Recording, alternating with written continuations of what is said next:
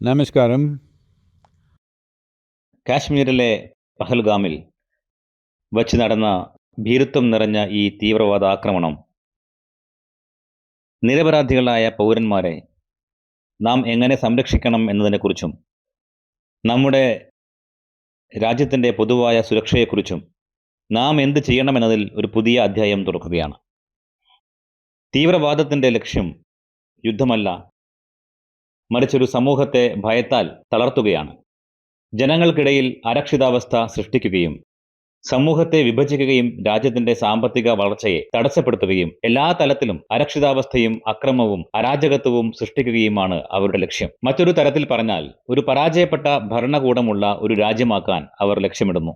ലോകത്ത് നടക്കുന്ന എല്ലാത്തരം ആക്രമണങ്ങളിലും വെച്ച് മതത്തിനു വേണ്ടിയുള്ള ഭീകരവാദമാണ് ഏറ്റവും അപകടകരം. മറ്റെന്തിനെങ്കിലും വേണ്ടി പോരാടുന്ന ഒരു മനുഷ്യനോട് നിങ്ങൾക്ക് യുക്തിപൂർവം സംസാരിക്കാം, എന്നാൽ തന്റെ ദൈവത്തിനു വേണ്ടിയാണ് താൻ പോരാടുന്നതെന്ന് വിശ്വസിക്കുന്ന ഒരു വ്യക്തിയോട് യുക്തിപൂർവം സംസാരിക്കാൻ കഴിയില്ല. പണത്തിനു വേണ്ടിയും സമ്പത്തിനു വേണ്ടിയും മറ്റെന്തിനെങ്കിലും വേണ്ടിയും പോരാടുന്നവരോട് നമുക്ക് ചർച്ച ചെയ്യാം. കാരണം അവർ ജീവിതോന്മുഖമാണ്. പക്ഷെ ദൈവത്തിനു വേണ്ടി പോരാടുന്നു എന്ന് വിശ്വസിക്കുന്നവർ സ്വയം മരിക്കാനും അവരോടൊപ്പം നമ്മളെ കൊണ്ടുപോകുന്നതിനും വ്യഗ്രതയുള്ളവരാണ്. 1000-ലധികം വർഷങ്ങളായി നടന്ന വിദേശ അധിനിവേശത്തിനും വിദേശ ഭരണത്തിനും കടുത്ത ദാരിദ്ര്യത്തിനും ശേഷം ഈ രാഷ്ട്രം ഇപ്പോൾ സാമ്പത്തിക ക്ഷേമത്തിന്റെ പടിവാതിൽക്കലാണ്. ഈ അവസരവും സാധ്യതയും വെറുതെ ഉണ്ടായതല്ല, മറിച്ച് നമുക്ക് മുമ്പുള്ള തലമുറകളുടെ വേദനയും കഷ്ടപ്പാടും ത്യാഗവും ഇതിനു പിന്നിലുണ്ട്. അതിനാൽ അവരുടെ പ്രയത്നങ്ങൾ ഫലപ്രദമാക്കുകയും അവരുടെ സ്വപ്നങ്ങൾ സാക്ഷാത്കരിക്കുകയും ചെയ്യുക എന്നത് നമ്മുടെ കടമയാണ്. ഈ രാഷ്ട്രം ശക്തിപ്പെടുന്നത് കാണാൻ ആഗ്രഹിക്കാത്ത ചിലരുണ്ടെന്നത് വ്യക്തമാണ്. ഈ രാജ്യവിരുദ്ധ ശക്തികളുടെ ദുഷ്ടലാക്കുകൾ പരാജയപ്പെടുത്താനുള്ള സമയം അതിക്രമിച്ചു കഴിഞ്ഞിരിക്കുന്നു. ഇപ്പോൾ ആവശ്യം ഒരു ഉരുക്കുമുഷ്ടിയും നിശ്ചയദാർഢ്യവുമാണ്. രാഷ്ട്രം എന്ന സങ്കല്പത്തോട് പ്രതിബദ്ധതയില്ലാത്തവരുണ്ട്. അവരോട് മൃദു സമീപനം സ്വീകരിക്കാൻ കഴിയില്ല. ഈ രാഷ്ട്രത്തിന്റെ പരമാധികാരം സംരക്ഷിക്കുകയും പരിപോഷിപ്പിക്കുകയും ചെയ്യണമെങ്കിൽ ആരെയും കൊല്ലാൻ മടിക്കാത്ത, അതിനായി മരിക്കാനും തയ്യാറായ ഈ ശക്തികളെ, ഈ രാഷ്ട്രത്തിന്റെ അടിസ്ഥാന തത്വങ്ങളോട് പൊരുത്തപ്പെടാത്ത വിശ്വാസങ്ങളുള്ള ഈ ശക്തികളെ ഉരുക്കുമുഷ്ടിയോടെയും നിശ്ചയദാർഢ്യത്തോടെയും കൈകാര്യം ചെയ്യണം. നിരപരാധികളായ മനുഷ്യരെയും സ്ത്രീകളെയും കുട്ടികളെയും തോക്കോ ബോംബോ ഉപയോഗിച്ച് തെരുവിൽ കൊല്ലുന്നതിനായി ലക്ഷ്യമിടുന്ന ആരെയും ശക്തമായി തന്നെ നാം നേരിടേണ്ടതുണ്ട്. ഒരൊറ്റ രാഷ്ട്രമായി നമുക്ക് നിലനിൽക്കണമെങ്കിൽ രാജ്യത്തിന്റെ പരമാധികാരത്തെ സംരക്ഷിക്കേണ്ടതിന്റെ അടിസ്ഥാന തത്വങ്ങൾ നാം മനസ്സിലാക്കേണ്ടതുണ്ട്. സമൂഹത്തിന്റെയും രാഷ്ട്രത്തിന്റെയും പ്രവർത്തനത്തെ ഭീഷണിപ്പെടുത്തുന്ന ആരെയും നിയന്ത്രിക്കേണ്ടത് വളരെ പ്രധാനമാണ്. ഇതിന് ദീർഘകാല പരിഹാരങ്ങളുണ്ട്. എന്നാൽ ഈ ദൈവത്തിനു വേണ്ടി പോരാടുന്നവരെ പൂർണ്ണമായും ഇല്ലാതാക്കണം. അത് സമൂഹത്തിന്റെ ഏത് വിഭാഗത്തിൽ നിന്നുള്ളവരാണെങ്കിലും. ഈ ഭീകരവാദികൾ എല്ലായ്പ്പോഴും രാഷ്ട്രീയ കരുക്കളോ മറ്റാരുടെയെങ്കിലും കൈകളിലെ ഉപകരണങ്ങളോ അല്ല. അത്തരം ശക്തികൾക്ക് വേണ്ടി പ്രവർത്തിക്കുന്നവർ എപ്പോഴുമുണ്ട്.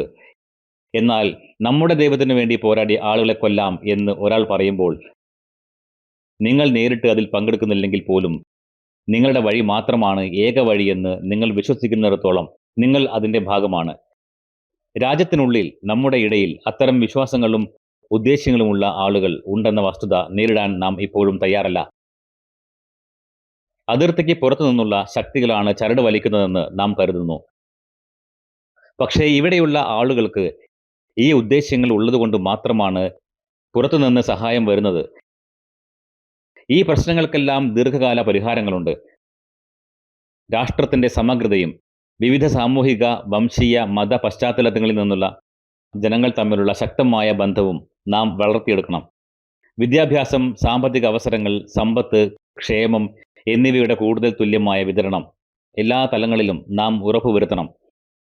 സാമൂഹികവും സാമ്പത്തികവുമായ വികസനം എല്ലാവരിലും എത്തണം. അങ്ങനെ യുവാക്കൾ ഭീകരവാദത്തിന്റെ ദിശയിലേക്ക് പോകാതിരിക്കും. ഇവയെല്ലാം കാലക്രമേണ നാം പരിഗണിക്കേണ്ടതുണ്ട്. എന്നാൽ അടിയന്തരമായി ഈ ഭീകര പ്രവർത്തനങ്ങളെ നാം ശക്തമായി ഉന്മൂലനം ചെയ്യണം. ഈ അരാജകത്വം അവസാനിപ്പിക്കണം. ആത്യന്തികമായി രാജ്യത്തിനും ലോകത്തിനും ഇന്ന് ആവശ്യം എല്ലാ വ്യക്തികളിലും സമൂഹത്തിന്റെ എല്ലാ സ്ഥാപനങ്ങളിലും എല്ലാവരെയും ഉൾക്കൊള്ളാനുള്ള മനോഭാവമാണ്. ഈ ഉൾക്കൊള്ളൽ ആത്മീയ പ്രക്രിയയുടെ അടിസ്ഥാനം മാത്രമല്ല, ജീവിതത്തിന്റെ തന്നെ അടിസ്ഥാനവും ലക്ഷ്യവുമാണത്. ഇത്തരമൊരു സമയത്ത് രാഷ്ട്രത്തിനുള്ളിൽ നാം പരസ്പരം പോരാടരുത് എന്ന് ഓരോ പൗരനും തിരിച്ചറിയേണ്ടതുണ്ട്. നമ്മുടെ മതവിശ്വാസങ്ങളോ നമ്മുടെ രാഷ്ട്രീയമോ എന്തു തന്നെ ആയാലും നാം ഒരൊറ്റ ഭാരതമാണ്. നാം ഒന്നായാൽ മാത്രമേ നമുക്ക് മുന്നോട്ട് പോകാനും അടുത്ത 10 വർഷത്തിനുള്ളിൽ നാം ശരിയായ കാര്യങ്ങൾ ചെയ്താൽ ഒരു മഹത്തായ ഭാരതത്തെ സൃഷ്ടിക്കാൻ കഴിയുന്ന ഒരു സാഹചര്യത്തിലാണ് നാം ഇപ്പോൾ ഉള്ളത്. നമുക്കത് സാധ്യമാക്കാം.